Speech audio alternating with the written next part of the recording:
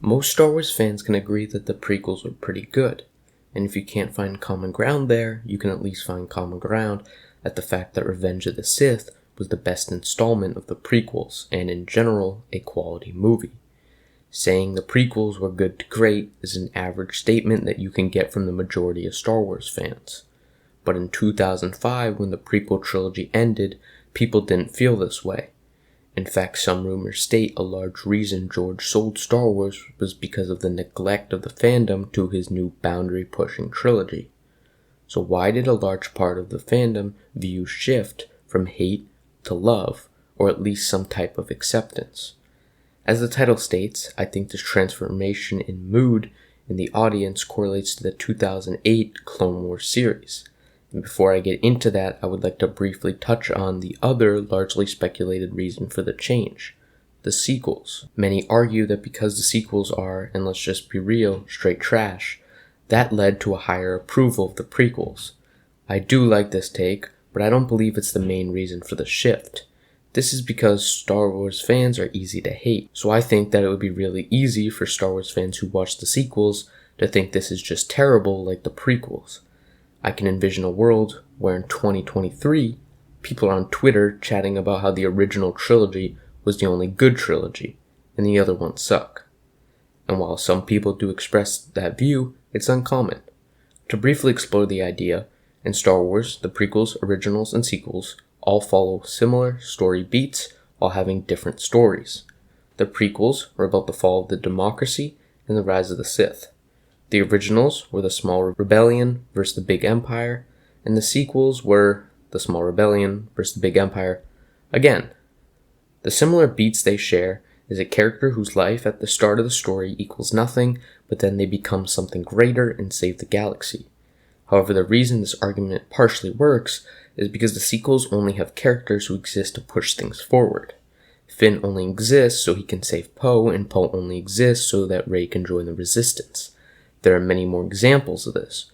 Rose Tico only exists to save Finn so that Luke Skywalker can have his, underwhelming return. But the difference is, if you extract any of these sequel characters, you can't make a story or a movie. That's why they are making a Rey movie instead of someone else. They can't make a Finn or a Poe movie because we know nothing about the characters except that they're Rey's companions. So whether in 2005 people like the prequels or not, you can easily extract any character and make a movie about them because we know who they are and their motivation through life. And that's what creates a good story. So this argument that the terrible sequels benefited the prequels is partially true because people can easily connect to the prequels characters because they feel real, even in the galaxy far away, and you can't say the same about the sequels. This happens because Disney is a mega corporation trying to replicate stories from George Lucas without including him. It kills me to give Rian Johnson a little credit, but he did expand the way we think about characters, obviously in a bad way.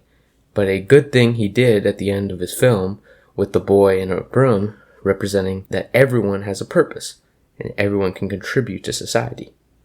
While that message is a little off because we're not talking about everyone, this is the Skywalker saga, it still kind of sticks. The far greater reason the prequels are looked at positively is the Clone Wars TV show. The 2008 one, not the other one. And before we even dive into how this show explores Anakin and his slow change to the dark side, first, let's talk about how this show literally fills in so much. The literal first word of the opening crawl on Revenge of the Sith was war. And at this point, we were at the end of it. And in Attack of the Clones, the war just started. So that's 2 years of straight war we would have missed out on without this show. So we could get like 50 episodes of straight space wars. Or, 133 works. But the point is, there are so many stories to be told from so many different perspectives. And this Clone Wars show tackled all of these. It also expanded its reach, discussing topics of midichlorians, meeting the Wills, going to Dagobah, like even the Mortis arc, which was also really crazy. And this aspect of the show was also explored in its later seasons, as we had already gone through the war part. The crazy stories, the character struggles, and just the emotions that we could all connect to in this show could really only be described with the two words George Lucas. George and Dave did a fantastic job at spinning the way you view a certain character or topic without breaking anything they did in the prequels. A few examples of this include the Separatists. We have all known the Separatists as evil, and me personally, when I think Separatists, I think Nemoidians and Geonosians. However, we learn about Mina Bonteri, who is a Separatist in the Separatist Senate, who holds similar beliefs to Padme Amidala, but is on a different side of the conflict. This goes to show the true manipulation Palpatine and Dooku had on the galaxy, because they had constructed a war, made two sides of politicians and citizens hate each other without realizing why. A second example is when we thought of Jedi, we thought of arrogant, selfish monks. And while they may just be those things, we also see many other sides to them in this show. We saw the caring side of a Jedi, and the relationships and bonds they made with people. The same can be said about the clones, as we had this view that they were just future stormtroopers. However, we can come to find out that these clones also have a softer side. An example is when two clones met a young Twi'lek when fighting for Ryloth. However, it's safe to say that the Clone Wars show did not only explore the good positive side of the people, it also explored the darkness of the world these people lived in. A strong example is Palpatine. Palpatine, we all knew, was a genius, but we never knew how smart he really was. He had a good thing going. He stretched the war so that power kept being given to him, because he had a manufactured war. He could change the tide of the war to anyone's favor at any time, if it was necessary to keep the Republic begging for his expertise. And while this was a kid's show, Dave put some dark elements into the show. He covered corruption, political assassinations, and disillusionment. Dave also decided to go the controversial path that maybe Jedi destroyed themselves, not Palpatine. But since I discussed that topic in length a few weeks ago, we will brush past that. These are the often underlooked elements to the Clone Wars show, simply because these elements put a spin on the stuff we already know about the prequels. The main thing the Clone Wars gets credited for is how it goes to massive lengths to add depth to the character of Anakin, and it even does this with all its characters. A silly character that we learned a lot more about, Jar Jar. Jar Jar has always been clumsy, and that certainly did not change. This show projects what we already knew about Jar Jar, that he cares about the people close to him. Him being a Gungan provided many opportunities for the Republic, as the Gungan soldiers helped the Republic out once or twice. He also proved to be a strong, powerful speaker, who could even persuade the Senate. These are qualities he's obviously picked up from Padme. To see how characters slowly rubbed off on each other was quite remarkable. And Obi-Wan Kenobi. Wow, the character we learned most about is definitely Obi-Wan Kenobi. Obi-Wan, of course, usually acts as his stoic, humorous self, but what brought out his true emotions was Satine. Satine brought out tons of emotions in Obi-Wan that were out of the ordinary for his character. The extent of their relationship they had when he was a Padawan we will never know, but it was interesting to see, especially since Obi-Wan spent most of his dialogue in Attack of the Clones ridiculing Anakin for his interest in Padme and Anakin. Well, in this show we saw a mix of lighthearted Anakin and Anakin who was more dark. Anakin in this show often made jokes and didn't take anything seriously. He basically viewed himself as invincible, so he walked through battles and wars without a care in the world. But he did learn responsibility, and that was not through Obi-Wan, but it was through having a Padawan of his own. It was very bold of George and Dave to have Ahsoka be Anakin's Padawan, mostly because Anakin still acts kind of like a lost emotional Padawan in Revenge of the Sith. But he did his best to teach her all that he could. He broke the rules in some of his teaching methods and strategies.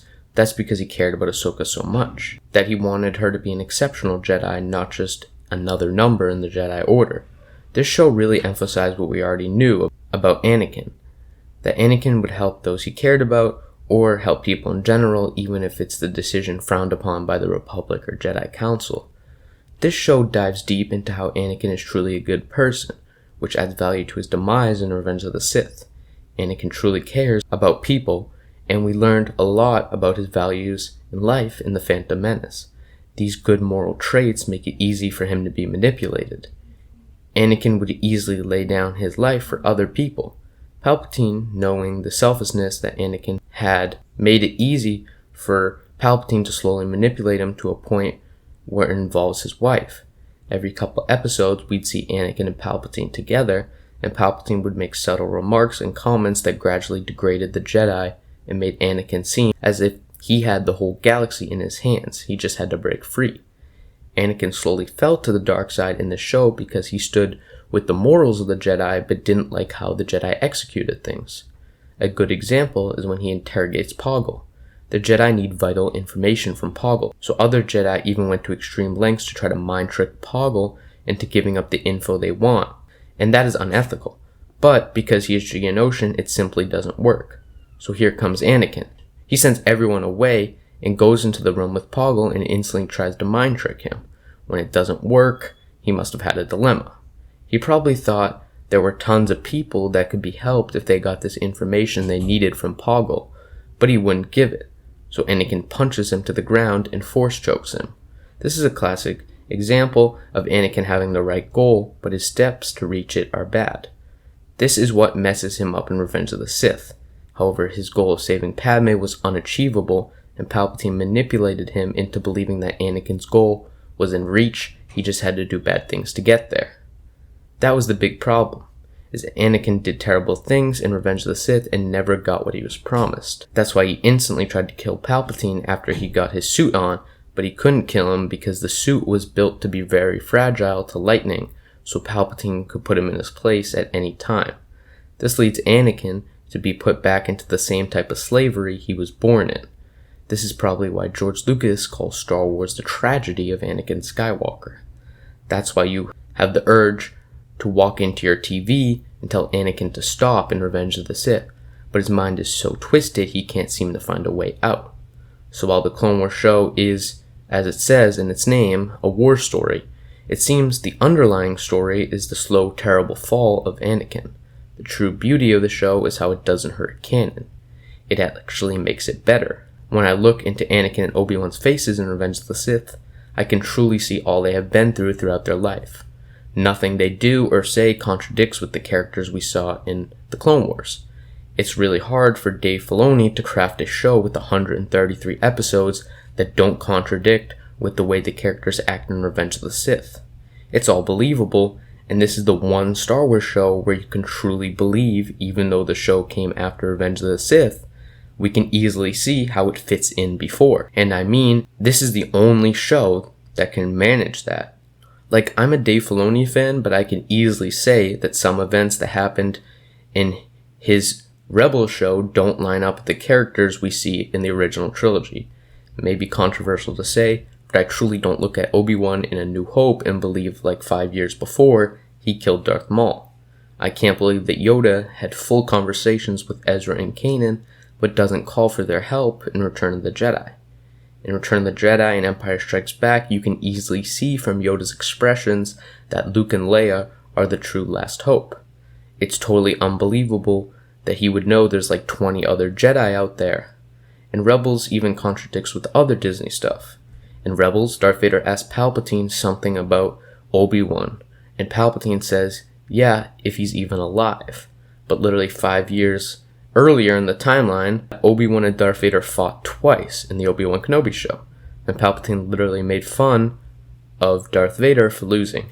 But it's not just the Rebels show that messes these things up. In The Mandalorian, seeing Luke Skywalker be this powerful stoic Jedi doesn't line up with the whiny shell of himself that we see in The Last Jedi. So the point is, the Clone Wars TV show added a spin and a new perspective to the characters and conflicts without changing the way we look at them in the movies.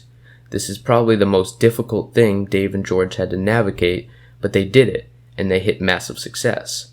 Many people credit this show for changing how they look at the prequels for the better, and it's still a very thrilling and engaging show. And even though George no longer runs Lucasfilm, Dave still continues the legacy of the Clone Wars, with of course its 7th season, but also Tales of the Jedi, The Bad Batch, and any other project Ahsoka's in. And for Dave's hard work, he gets to direct a movie, which I have full confidence in. May the Force be with us all as we look towards the future of Star Wars.